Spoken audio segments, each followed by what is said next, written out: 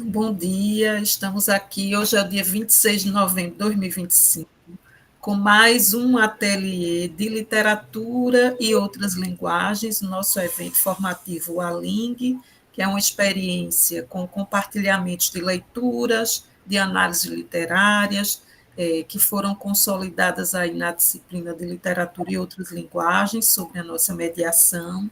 Cada ateliê tem a participação e organização de mestrandos e mestrandas do programa de pós-graduação em Estudos da Linguagem, e hoje nós teremos o ateliê 6, intitulado Mulheres em Diálogo, Conexões entre Literatura e Música, da nossa querida palestrante Vitória Carneiro, que será apresentada pela nossa querida mediadora, que eu vou apresentar, Damara Chaves, mestranda pelo Programa de Pós-Graduação em Estudos da Linguagem, aqui da UFRPE, atua na linha de pesquisa 2, Análises Literárias, Culturais e Históricas, é graduada em Letras Português pela Faculdade de Linguística, Letras e Artes da Universidade Estadual da Paraíba e tem interesse pelos estudos em letras, com ênfase em literatura contemporânea, estudos de gênero, autorias de mulheres, estudos decoloniais, ensino de literatura.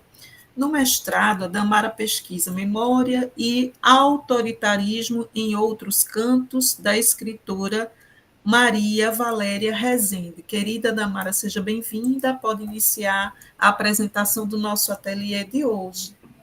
Boa tarde. Bom dia, pessoal. Como a professora falou, eu me chamo Damara. Obrigada, professora, pelas palavras.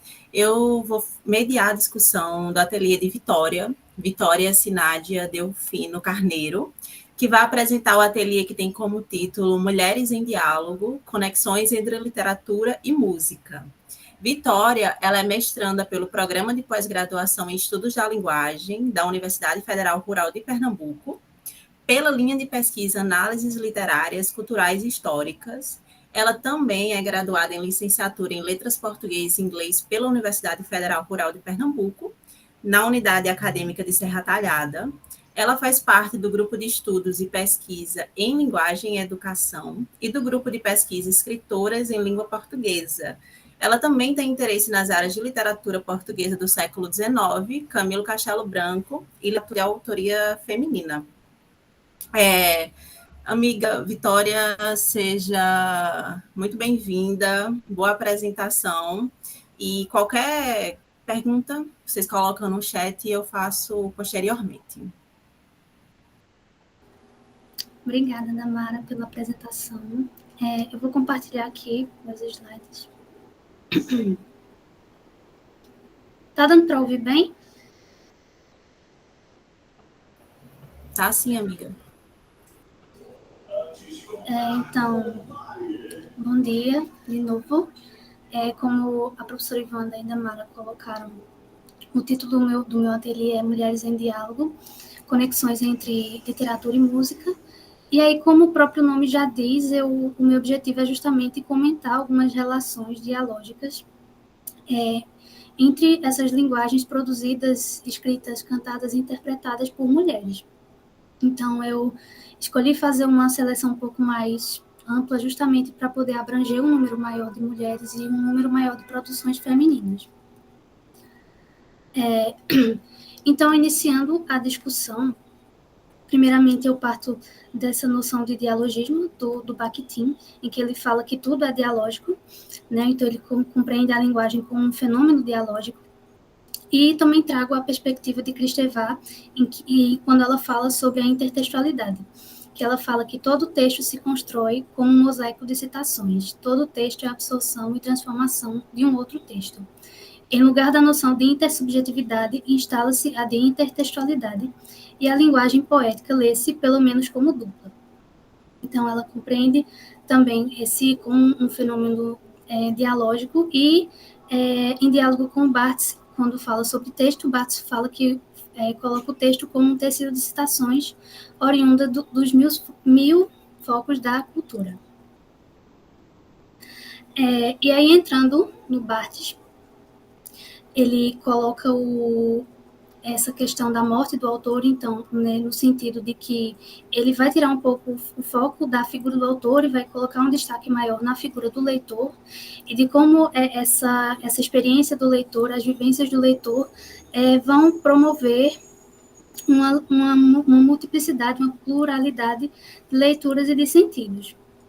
E aí, como eu trago esse diálogo literatura e música, eu parto também não só da questão da adaptação, que eu vou falar um pouco mais à frente, mas também dessa questão da intertextualidade temática, que foi um ponto que Damara também abordou no ateliê dela, e eu também trago o mesmo autor que ela usou, que é o Rifaterri, em que ele fala que coloca a intertextualidade como o fenômeno que orienta a leitura do texto, que governa eventualmente sua interpretação. E o intertexto abrange a percepção pelo leitor de relações entre uma obra e outras que a precederam ou a seguiram. Então, seria essa relação, justamente, que o leitor ele tem com o texto e essa habilidade que ele tem de relacionar textos, que vai variar de acordo com o conhecimento de mundo, com a bagagem cultural que esse leitor tem.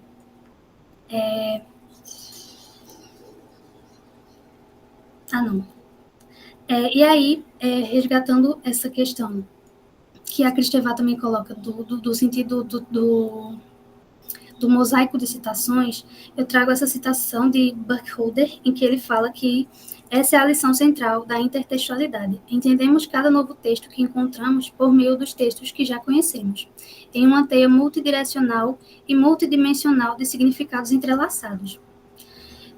Então, colocando aí um pouco essa questão que Bakhtin também coloca do dialogismo e dessa relação, dessa conexão entre vários textos. Ainda nessa perspectiva, eu trouxe uma citação de Pôncio, em que ele coloca que o sentido do texto vai além dos seus limites, vive na relação com outros textos e se enriquece em decorrência das novas correlações intertextuais, que também pega muito no que eu já falei, né, da questão do dialogismo e da linguagem como um fenômeno dialógico. E aí, para esse trabalho eu também trago um pouco, como eu falei, sobre a adaptação. Então, de acordo com a Linda Hutton, acho que é assim que se pronuncia, a adaptação é uma forma de transcodificação de um sistema de comunicação para outro. E essa transcodificação ela vai acontecer entre mídias, entre gêneros, então literatura e música, literatura e cinema. Enfim, é uma gama muito variada e muito ampla, em que ela coloca que essas adaptações elas vão contar, recontar e adaptar essas histórias. E muitas vezes essas histórias elas têm que ser adaptadas para o público leitor daquela época.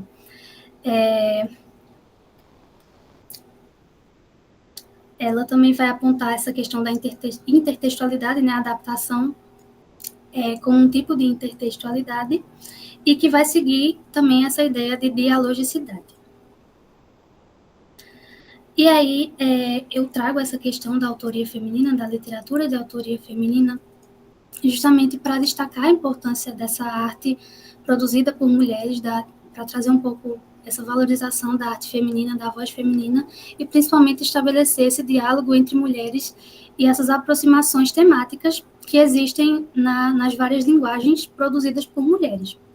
E aí eu trago um texto da Hélène Cixous, que é um texto dos anos 70, mas é edição de 2022, em que ela fala: é preciso que a mulher se escreva, que a mulher escreva sobre a mulher, e que faça as mulheres virem à escrita, da qual elas foram afastadas tão violentamente quanto foram de seus corpos, pelas mesmas razões, pela mesma lei, com o mesmo objetivo mortal.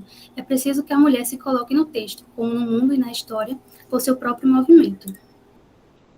E aí, entrando nessa questão da adaptação e da autoria feminina, pensando nessa questão dessa intersemiose de produções de mulheres, acho que um dos exemplos mais clássicos e que mais conhecidos é a relação de Morro dos Ventos Vivantes com a música da Kate Bush, que é o Wuthering Heights, em que a Kate Bush ela faz essa releitura da obra da Emily Brontë, que é um romance do século XIX, que fala, né, que tem uma história complexa, né, não é uma história narrada linearmente, tem essa questão do passado e do presente, narra uma relação muito conturbada que envolve uma crítica social, uma crítica racial, assim, toda uma obsessão, algo doentio.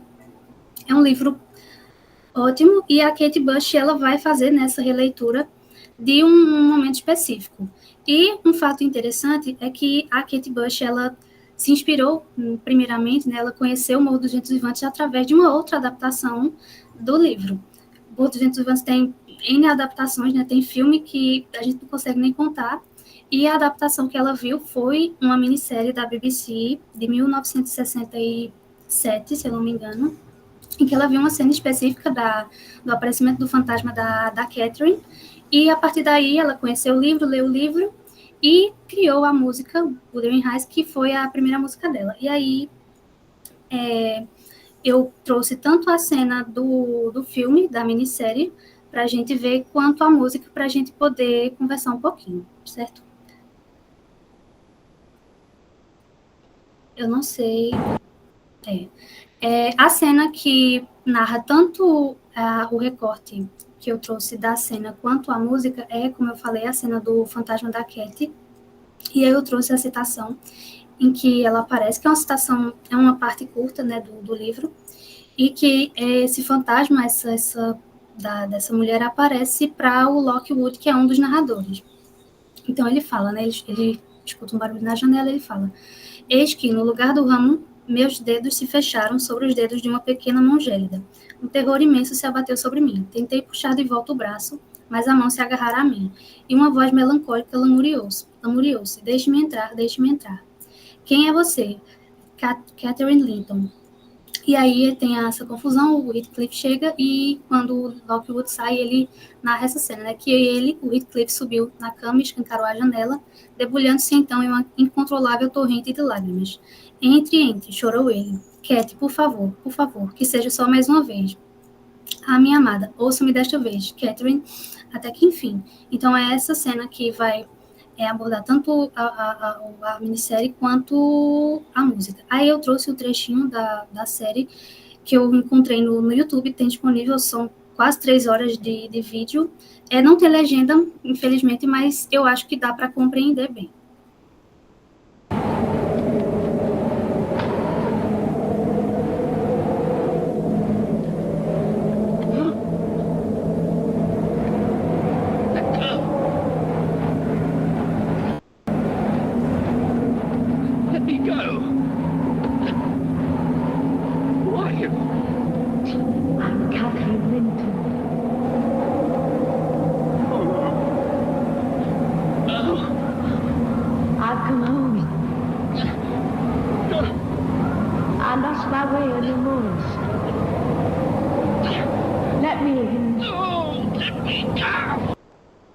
Então, seria basicamente essa aparição, né, da Cat, e acaba dialogando também muito com o próprio clipe, a questão visual do clipe, porque ela pega essa questão do rosto, coloca o rosto dela em destaque. Eu vou colocar um trechinho para que vocês possam ver.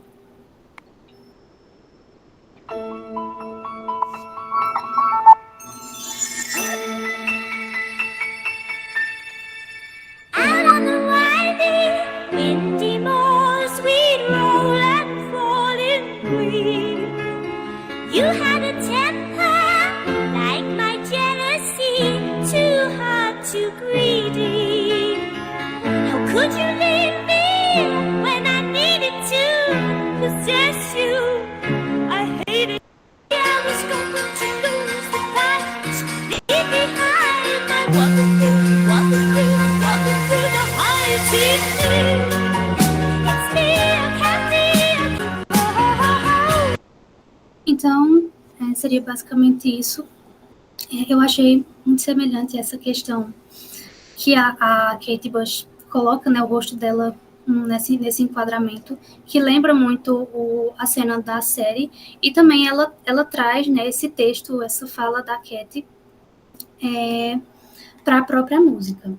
E aí, tanto a cena que ela viu, né, quanto a música, elas recontam essa cena, e há essa mudança, né, de narrador, de eu lírico, em que o livro ele é narrado, como eu falei, por 2 narradores, que é o Lockwood e a Nellie Dean, mas na música a gente tem um ponto de vista da própria Cat. Então, ela fala, né, pela voz da Kate Bush, ela fala, retoma a infância que eles viveram, essa questão desse amor conturbado não concretizado entre ela e o Heathcliff, e tem uma atmosfera mais fantasmagórica e destaca justamente essa obsessão doentia entre os dois, que transcende até mesmo a morte. E aí, uma outra adaptação que eu trouxe é uma adaptação de A Hora da Estrela, da Clarice Lispector. Esse álbum ele foi escrito tanto pelo Chico César quanto pela Laila Garim, mas aí como esse diálogo entre mulheres eu só trouxe a Laila Garim. É intitulado, né, O Canto de Macabeia ou A Hora da Estrela. É um álbum de 2022 e tem cerca de 16 músicas e vai contar muito essa trajetória da narrativa mesmo, a musicalização de A Hora da Estrela. A Hora da Estrela, eu acho que é um romance que dispensa apresentações, ele tem várias questões muito profundas, então tem conflitos existenciais, a questão da desigualdade, da marginalização, da solidão, da alienação. E uma das músicas que eu trouxe, são várias, que eu trouxe para essa apresentação foi Vermelha Esperança, que é já no final do álbum.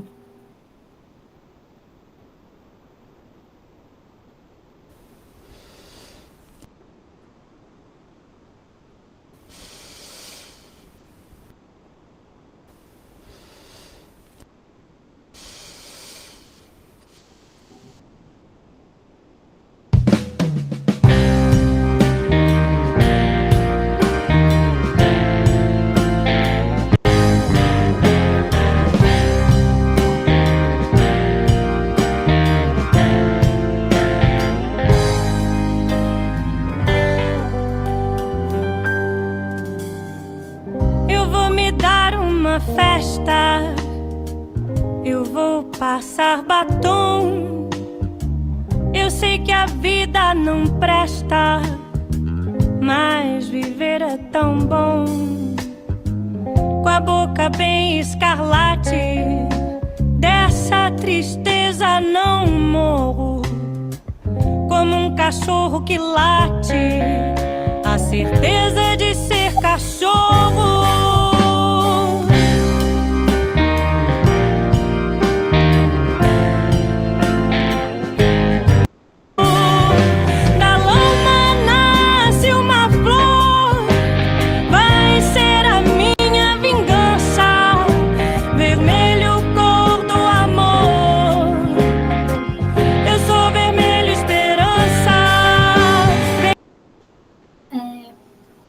Então, além dessa adaptação, né, traz também essa questão da performance teatral, então a linguagem corporal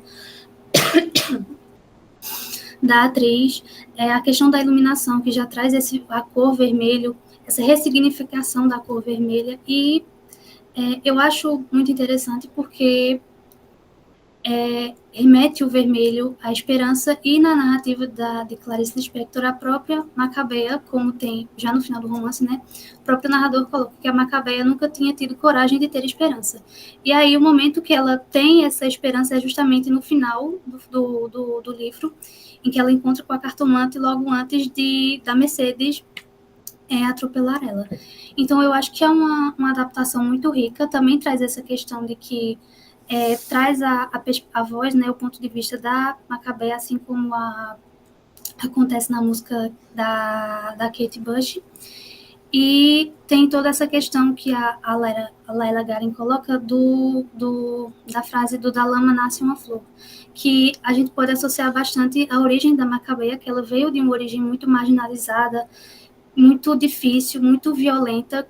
Ela sofre, ela tem um contexto extremamente difícil, mas mesmo assim, né, apesar de tudo, ela é uma personagem muito delicada, muito inocente, e apesar dela ser descrita pelo narrador como vazia, a gente vê uma profundidade na Macabeia muito grande. Eu acho uma adaptação, uma releitura da Hora da Estrela muito rica, E eu acho que dá para fazer várias conexões, tanto com essa música quanto com as outras do livro. E aí, saindo um pouco agora das adaptações, eu parto muito do que eu falei no início, em relação da intertextualidade temática e da leitura do leitor e dessa relação do leitor. Eu trago aqui a Ana Plácido, que é a escritora que eu trabalho na minha dissertação. Ela é escritora portuguesa. Ela é mais conhecida por ter sido companheira do Camilo Castelo Branco. Ela publicou 2 obras em vida, que foi Luz Coada por Ferros, que é uma coletânea de contos e crônicas, e Herança de Lágrimas, que é um romance, que é o que eu trago aqui. E a Ana Plácido, ela foi uma mulher muito transgressora para a sua época, justamente porque nas obras dela, ela traz muitas problemáticas femininas. E através dos livros delas, ela buscava, né, falar, né, contar, divulgar essa uma perspectiva feminina e que se baseava muito no questionamento ao sistema patriarcal e aos questionamentos e aos privilégios, eu errei no slide, aos privilégios masculinos. Então, ela vai apontar nas obras delas essa desvantagem da mulher naquela sociedade. E aí o romance, o Herança de Lágrimas, ele é narrado em 2 partes. Primeiro é um texto narrado por meio de cartas, narrado pela Diana, e a segunda parte é uma narrativa que é narrado pela Branca D'Alvarenga. E aí eu trago essa perspectiva da Branca, né, a segunda parte da narrativa, em que o contexto que eu coloquei aqui basicamente é que ela descobriu uma traição do marido e ela foi questionar, né, ela teve um questionamento, uma briga com ele sobre isso, e aí é nesse diálogo que tem mais presente essa questão dos questionamentos, do questionamento dos privilégios masculinos e dessa desvantagem que a mulher tem nessa sociedade. Então, a Branca fala, bem sei, é por isso que desgraçadamente vemos a sociedade numa degeneração de costumes e que unicamente se pede conta à mulher, atalhou logo Branca. Que remédio, tornou Jorge, que era o marido dela.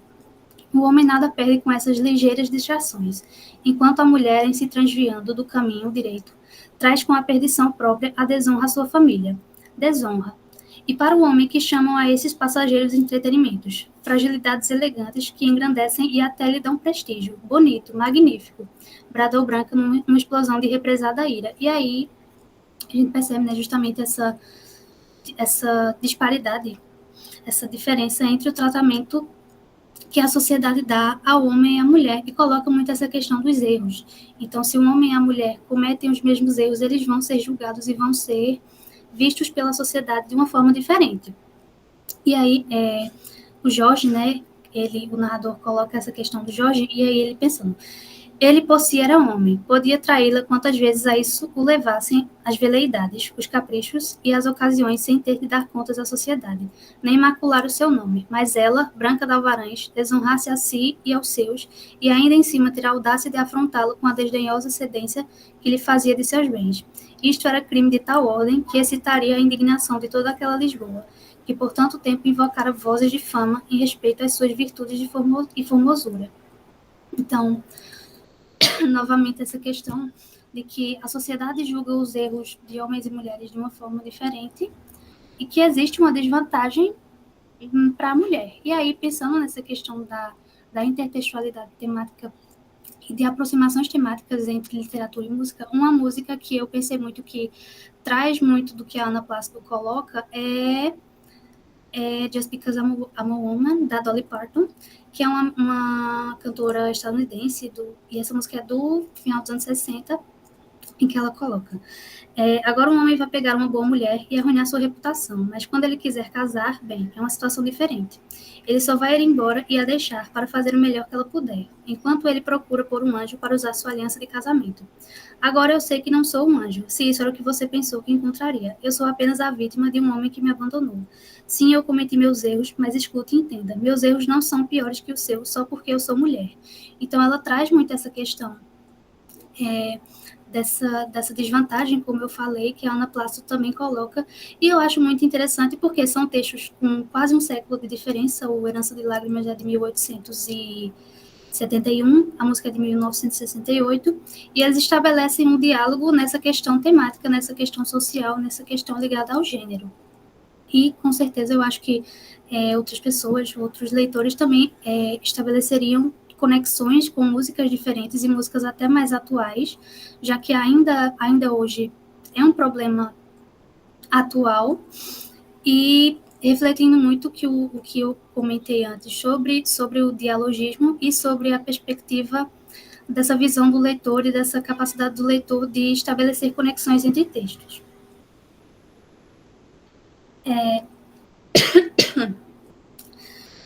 E aí, nessa temática dos direitos da mulher, eu trouxe outras mulheres, né? E eu acho que a gente tem que ter em mente outras perspectivas de ser mulher e outras vivências de outras mulheres. Acho que quando a gente fala sobre gênero, muitas vezes a gente restringe muito a discussão e deixa de lado várias outras interseccionalidades que também afetam mulheres de culturas, de países, de etnias, de religiões, de sexualidades diferentes. E aí, para esse exemplo, eu trouxe essa relação entre Conceição Evaristo e Bia Ferreira, em Cutanjá Escrevivência, que é justamente essa vivência, escrever a vivência, né? Essa escrita do que se vive. E a Bia Ferreira, ela viralizou alguns anos atrás com uma música sobre cotas.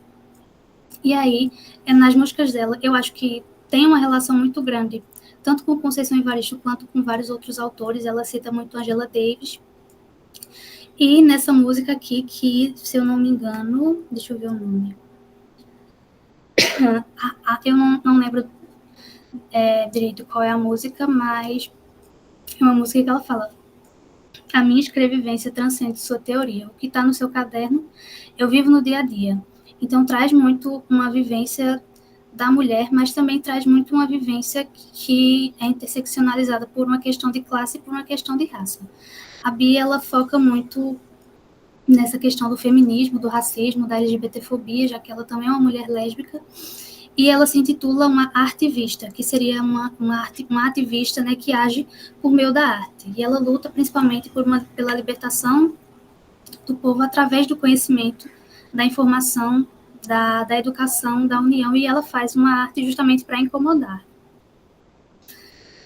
E aí uma obra que eu acho, um dos poemas da Conceição, que eu acho que dialoga bastante com o que a Bia coloca, e vice-versa, é o Vozes Mulheres, que eu vou ler aqui o poema. A voz de minha bisavó ecoou criança nos porões do navio, ecoou lamentos de minha infância perdida. A voz de minha avó ecoou obediência aos brancos donos de tudo. A voz de minha mãe ecoou baixinho revolta no fundo das cozinhas alheias, debaixo das trouxas, roupagens sujas dos brancos, pelo caminho empoeirado rumo à favela. A minha voz ainda ecoa versos perplexos, com rimas de sangue e fome.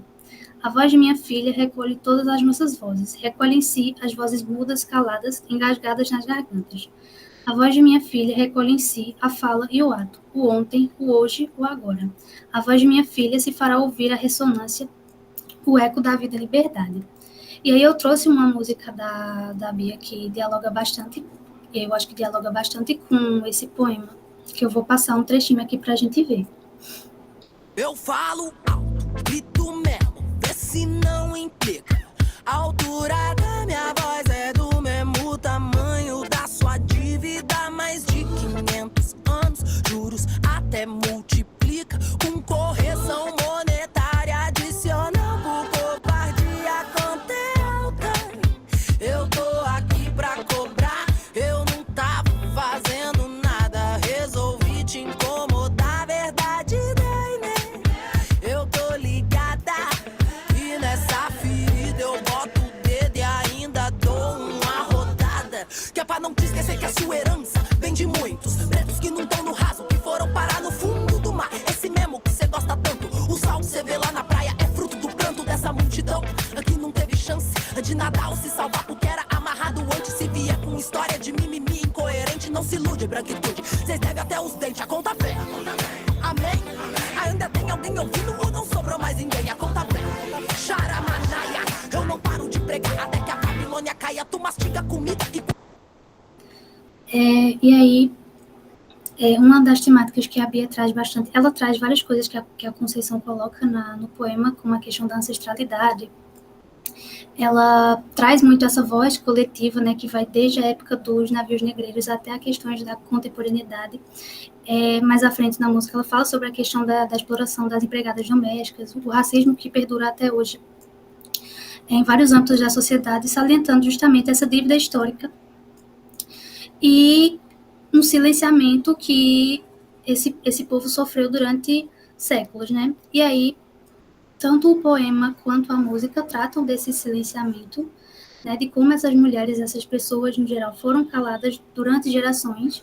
E eu acho que dialoga bastante com o que a Conceição coloca sobre no final do poema, em que o eu lírico coloca, né, que a filha dará voz a essa liberdade, vai ecoar, e que a filha dela seria a filha do eu lírico, seria essa quebra desse ciclo, em que ela finalmente ia quebrar esse ciclo de silenciamento. Eu acho que dialoga muito com o que a Bia faz, justamente porque ela já começa a música falando, né, expressando que ela vai gritar, que ela vai falar, e que ela não vai se calar, e que ela vai, sim, denunciar todas as questões, toda essa violência histórica e que passa de geração em geração.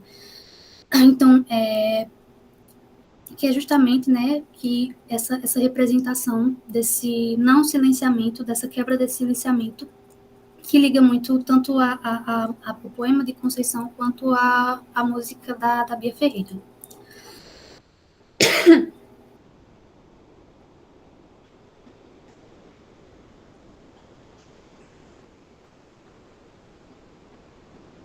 Pronto.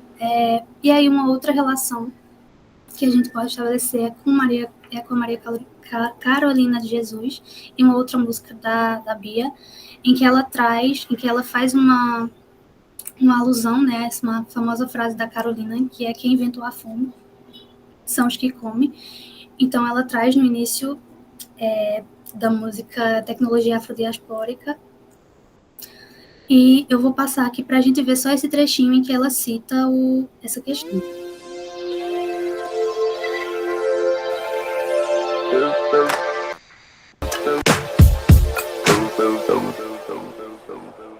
Pra existir a fome tem alguém com a mesa farta. Pra existir a dor tem alguém que gargalha. Quando a festa tá boa, cê já sabe quem trabalha. Exploração, mão de obra barata. Festeja, celebra, mas em casa não tem pão. Se pinta e monta. E aí justamente no início da música, em que tem essa alusão a essa frase da Carolina Maria de Jesus, que é justamente pega muito numa questão de desigualdade. Então traz esse diálogo, né, essa intertextualidade com as temáticas da exploração, né, da questão das oportunidades, que são muito diferentes. E também nessa música, ao longo dessa música, ela afirma muito essa questão da informação como uma ferramenta de libertação. Então ela coloca, né, à frente essas mazelas, todas essas questões, essas dificuldades que são enfrentadas, e ela coloca que a informação e a educação seria uma maneira de o povo se unir e também se libertar. Então, finalizando, eu trouxe, né, para resumir, diferentes releituras de obras de autoria feminina, tanto questão de adaptações que dialogam, né, no caso da Kate Bush e da Clarice, e também diálogos entre mulheres e entre linguagens. E estabelecendo nesse diálogo também entre artes e diferentes mídias. E aí, nesse diálogo, né, apesar dos diferentes contextos e das diferentes colocações, todas elas, de alguma forma, criticam os mecanismos de dominação de corpos marginalizados. No caso da Ana Plácido, do século XIX, a gente tem a questão da desvantagem feminina, da questão do questionamento aos privilégios masculinos, e no caso da Bia, com a Conceição e a Maria Carolina, traz muito essa questão do silenciamento, né, de um contexto marcado por violência, por racismo, e a gente também estabelece, destacando mais uma vez essa questão da interseccionalidade entre gênero, raça e classe. E falar também sobre destacar a importância, né, de falar sobre gênero e a importância de incluir outras vozes de mulher que também são silenciadas, não ficando restrita somente a um tipo de mulher, a um contexto específico. E aí eu trouxe essa citação também da Helene Cixous, em que ela fala que é escrevendo a partir da e em direção à mulher, e enfrentando o desafio do discurso governado pelo falo, que a mulher afirmará a mulher num lugar diferente daquele reservado a ela no e pelo símbolo, ou seja, o lugar do silêncio, que ela escape da armadilha do silêncio, que ela não permita que a reduzam aos limites da margem ou do harém. E aí, para finalizar, eu trouxe outros diálogos, né, que também podem ser estabelecidos entre outras mulheres. Então, tem o Salobra, que é um livro da Kika Sena, que é uma poetisa e uma atriz de 2017, que dialoga bastante com a música Faces, da Bicharte, que é uma cantora paraibana. Ambas são mulheres trans. Tem também essa relação entre Conceição Evaristo e Bia Ferreira de Novo, em Certidão de Óbito e Necropolítica, em que elas vão falar sobre violência policial. Tem esse álbum que foi musicado por Zé Cabaleiro, mas que é interpretado por 10 mulheres, que é o Ode Descontínua e Remota para Flauta e o Boé de Ariane Dionísio, que são a música, esqueci o termo agora, são poemas, né, canções da Hilda Hilst, musicados por 10 mulheres diferentes. Então, traz essa polifonia de vozes mulheres também nessa questão da Hilda Hilst, e também eu trago essa relação entre a Massa Cambeba e as Surarás do Tapajós, que é o primeiro grupo de carimbó formado por mulheres indígenas, em que ambas vão estabelecer tanto questões em relação ao garimpo, em relação à exploração, em relação à natureza, e várias outras questões relacionadas aos povos indígenas, à ancestralidade e à mulher indígena, que eu acho que muito do que, tanto das músicas quanto da Márcia Cambeba, também dialogam bastante com o que a Ana Júlia trouxe anteriormente. E aí, para finalizar, eu só queria trazer um slam da Kika Sena, tem 1 minuto e pouquinho, que traz também uma outra perspectiva desse silenciamento, dessa vez, incluindo a perspectiva das mulheres trans, e também focando nesse silenciamento e nesse despertar, né, nessa reação que as mulheres tomam de finalmente saírem desse lugar de silenciamento e projetarem suas vozes e falarem sobre as suas problemáticas. Aquele do que olho do aquele hawajama aquele do que olho do aquele hawajama. Me atacaram pelas costas, tacaram pedra em mim, tacaram pedra na minha cabeça, tacaram pedra na minha cara, tacaram pedra na minha boca, tacaram pedra no meu sorriso. Depois me seguraram, me amarraram, tacaram fogo em mim, tacaram fogo no meu cabelo, tacaram fogo na minha pele, tacaram fogo no... Não puderam me conter. Poluí seus ares com meu grito.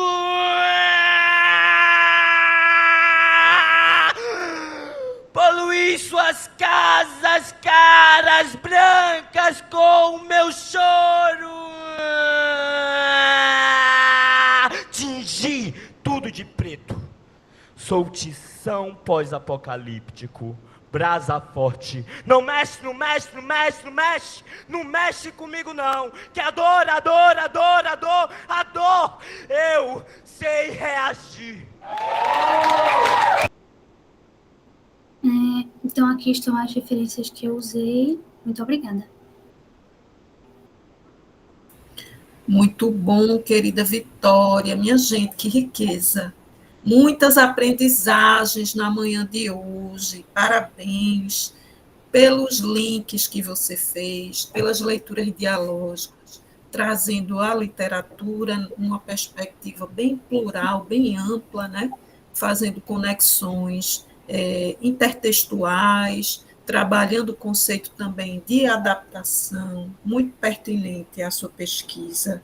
Gente, os ateliês de vocês dão verdadeiras pesquisas, verdadeiras dissertações, não que vocês vão mudar o foco de pesquisa de vocês, mas a riqueza é tão grande, né, que a gente fica observando, né, os desdobramentos e o caráter inovador, como vocês abordam cada ateliê. Parabéns, querida. Damara, eu vou passar para você fazer a mediação, ver se tem alguma questão, alguma contribuição. Vitória, parabéns, amiga, eu amei. Uma das coisas que eu mais gostei, você trabalha literatura portuguesa, você trouxe, mas você não deixou de trazer outras referências, né, também para sua apresentação, que é tão importante, principalmente para a gente que trabalha em sala de aula. Gostei do seu referencial teórico, gostei de todas as referências, inclusive as paraibanas. Inclusive, mande todas para o grupo. E aí, quando você estava apresentando, né, lembrei muito de uma cadeira que a gente paga de autoria feminina. Eu acredito que só nós duas aqui da disciplina pague, né? E uma das maiores preocupações do professor e das discussões em sala é justamente o fato dessas escritoras elas não serem tão trabalhadas dentro da academia, né? Principalmente essas que são do século XVIII, XIX, e que foram tão importantes, né? Que abriram portas para tantas outras. Antes de falar um pouquinho sobre a sua apresentação em si, eu queria saber o que te fez pesquisar essa literatura de autoria feminina do século XIX. É uma curiosidade pessoal. Parte muito da minha curiosidade realmente em saber o que é que essas mulheres estavam escrevendo na época. Na minha graduação, eu trabalhei com representação feminina, mais com Camilo Castelo Branco, e aí, como eu gosto de dialogar bastante literatura, história e sociedade, eu leio muita coisa, né? Eu leio algumas coisas sobre a história da mulher, e sempre nessa história da mulher, sempre tem uma questão voltada à educação, ao acesso da educação e ao acesso à escrita. Então, por exemplo, no contexto do século XIX, a Irene Vaquinhas, que é uma historiadora, ela coloca que tinha a crença de que feminilidade não rimava com intelectualidade. Então, eu acho que é uma questão de importância, principalmente para trazer as vozes dessas mulheres, que até hoje são apagadas. A Ana Plácido, por exemplo, é uma mulher do século XIX, mas que ela já traz questões muito atuais e que ela é considerada transgressora.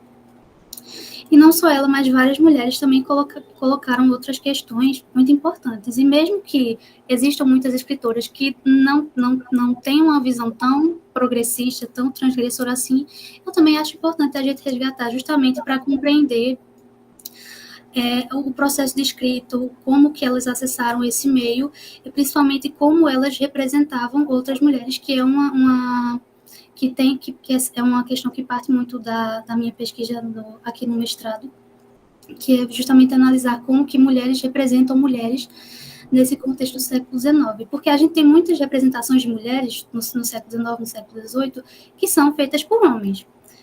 Então, eu acho, por que não tem tantas representações de mulheres? Por que a gente não conhece tanta coisa, tantas representações, tantos retratos femininos que vêm das próprias mulheres? Então, parte muito disso, e também por gosto, por curiosidade mesmo. Não sei se eu consegui responder e contemplar a pergunta. Conseguiu, amiga. Trazendo um pouco agora para a sua apresentação, uma das coisas que eu gostei foi uma curiosidade que você trouxe sobre a Kate Bush, né? Que, se eu não me engano, ela se interessou por essa história a partir de uma série. E a questão da adaptação foi uma coisa que nós discutimos bastante na disciplina da professora. E eu queria saber de você, né, já que nós somos professoras, de que maneira nós podemos utilizar essa questão da adaptação e das músicas como uma forma de estimular esses alunos a lerem esses livros mais clássicos? Eu acho que parte muito, né, eu acho que essas artes, essas linguagens, as adaptações, as músicas, as HQs, é uma ferramenta pedagógica muito bacana para a gente instigar principalmente no contexto escolar. Muitas vezes os alunos eles têm um certo receio, principalmente com livros mais antigos, com livros mais clássicos. Então, você levando uma releitura, né, algo um pouco mais moderno, um HQ, um filme, pode despertar o interesse e pode estabelecer justamente essa relação de dialogismo, de intertextualidade e também trazer um pouco esses alunos para a literatura. Finalizou? Obrigada, amiga. A Natália tem uma pergunta, acredito. Pode falar, Natália. É que eu ia falar assim, a resposta que ela deu muito boa, porque realmente os livros muito antigos, assim, eles realmente são muito, para mim, assim, na minha concepção, porque eu não sou uma pessoa que leio muito, é praticamente impossível para mim entender. Se tiver uma palavra, duas palavras de um texto que eu não entendo, para mim isso já é horrível. E eu percebo que ainda tem livros assim, né? Por exemplo, tem um livro do Cortiço que eu estava lendo, que ele tem um glossário em cada página, mas não são todos que têm glossário, e até nos livros didáticos de português, por exemplo, nas aulas que eu participo do PIBID, eu percebo que aí a professora dá aula de romantismo, né? Aí tem textos lá que são horríveis. Eu às vezes fico tentando ajudar os meninos assim, mas eu me sinto, como é que se fala? Eu me sinto frustrada, porque eu vou ler aquele texto do romantismo e eu não entendo. E mesmo que tenha algumas palavras ali que tenha a tradução, eu não entendo bem e eu fico imaginando assim, se eu sou adulta e tal, universitária, tenho essa dificuldade, né? Imagine eles. E eu percebo realmente que, assim, a gente percebe que eles não estão nem aí para aquele texto, né? Porque é difícil mesmo de ler alguns textos. Obrigada. Obrigada, Natália. Quer comentar algo, Vitória? Não, eu só gostaria de reforçar o que eu já falei, né, dessas outras linguagens, dessas adaptações como um facilitador pedagógico.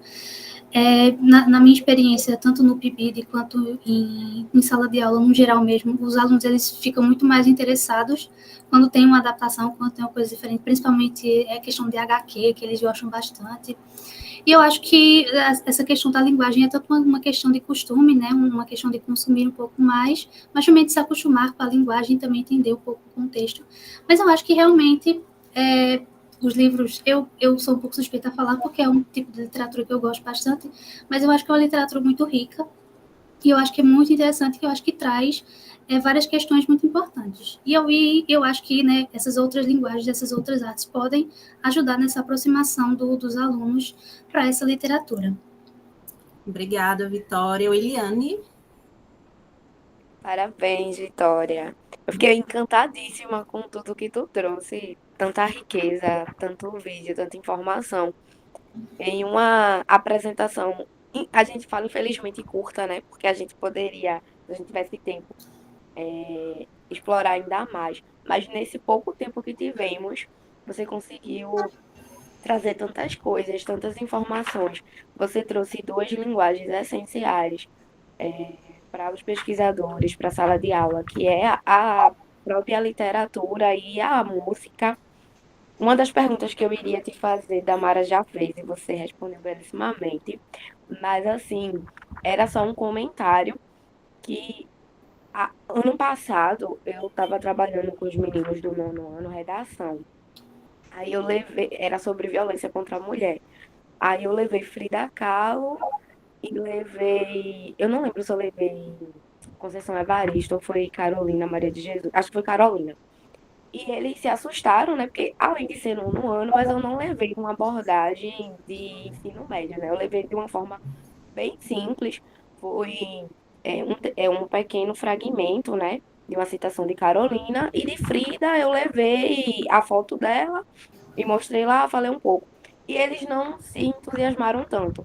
Aí eu, como eu já tinha noção da turma em si, eu lembrei de uma música de brega que falava sobre mulher e eu coloquei a música lá. Aí eles começaram a falar. não sei o quê. Aí o nome da música era Por Isso Dizem Que Sou Louca. Aí fala da questão que muitas vezes, quando acontece a violência contra a mulher, a vítima, ela é coagida a se sentir culpada. Aí eles começaram a falar. Eu tive um texto belíssimo de um rapaz que ele mal pegava no caderno. Aí, então, assim, o que tu trouxe é muito rico dessa questão. Tu trouxe a literatura, tu trouxe a música, tu trouxe vozes silenciadas, porque a mulher negra, branca, ela ainda é silenciada, infelizmente, é, indiretamente. Antigamente era bem pior, hoje em dia a gente vê uma ascensão bem maior, graças a Deus.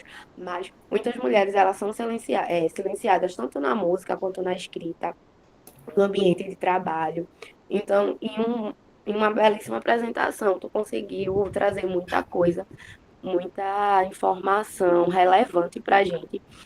Teve um vídeo que tu colocou de uma cantora, eu não vou lembrar o nome agora, foi acho que o penúltimo videoclipe. Eu achei fantástico, eu não conhecia, eu achei fantástico assim. E vejam na questão da expressividade, né? Porque Uhum. é o corpo que fala, é a performance, é a oralidade. Tudo aquilo que está sendo cantado pode ser escrito, pode ser recitado. Eu achei fantástico, parabéns. Obrigada, Will. Mais alguém tem alguma pergunta para a Vitória? Então, acredito que seja isso. Obrigada, Vitória, por sua apresentação. Passo a palavra para a professora Ivanda. Parabéns também, não é? Eu gostaria de parabenizar aqui a nossa mediadora, a nossa querida Damara Chagas, nesse ateliê de hoje, e parabenizar mais uma vez a Vitória pelas excelentes reflexões aqui apresentadas, pelo corpus teórico e pelo corpus artístico que trouxe aqui nessas reflexões, nesta manhã de hoje. É isso, gente. Parabéns aí pela riqueza do ateliê, Vitória, e que você consiga aí, né, desenvolver suas pesquisas sempre com essa paixão. A gente percebe, né, a sua paixão pela literatura, pelo seu corpus literário e já dialogando também com outras perspectivas nessa dimensão dialógica que foi o foco da nossa disciplina.